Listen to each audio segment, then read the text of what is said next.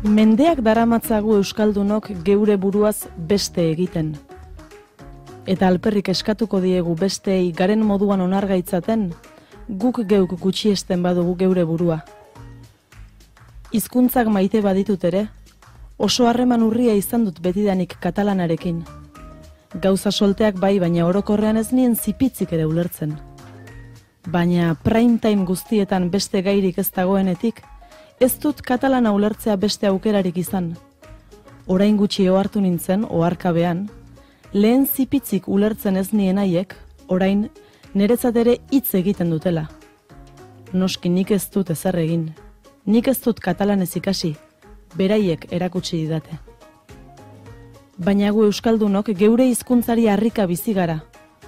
Badakit katalanak eta euskarak ez dutela antzekotasun bera gaztelerarekin, baina akats bat iruditzen zait oinarri gisa gaztelera hartzea bera. Eta guk geure buruaz beste egiten ari gara, egunkaria erderaz irakurtzen dugun bakoitzean. Entzun ditut arrazoiak, aditu ditut aitzakiak, jarri izan naiz balantzea egiten, baina oraindik bat bera ere ez zait baliogarria iruditu, geure hizkuntza ez beste batean geure egunkari bat idazteko. Geure buruaz beste egiten ari gara, Twitterren geure hitzak bi hizkuntzatan idazten ditugunean.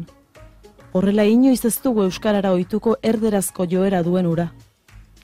Geure buruaz beste egiten ari gara legebiltzarrean erdaraz hitz egiten dugunean. Geure buruaz beste egiten ari gara Euskal Herritik kanpora atera demagun Kanadara eta kanpotarrentzat gazteleraz hitz egiten dugunean.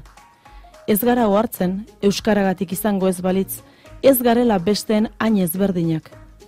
Ez gara ohartzen, euskaraz egiten ez duen ura, atzerritarrentzat, ez dela hain euskalduna. Horretarako prestaturiko gela batzuetara joan eta euskara ikasteko eskatzen diegu belarri motzei. Belarri motzak, pentsa zenbaterainoko konfiantza jartzen dugun beraien ulermenerako gaitasunean. Baina ez gara ohartzen guk geuk mozten dizkiegula belarriak. Ez gara ohartzen, ikasteko eskatu bai, baina guk ez diegula ezer erakusten.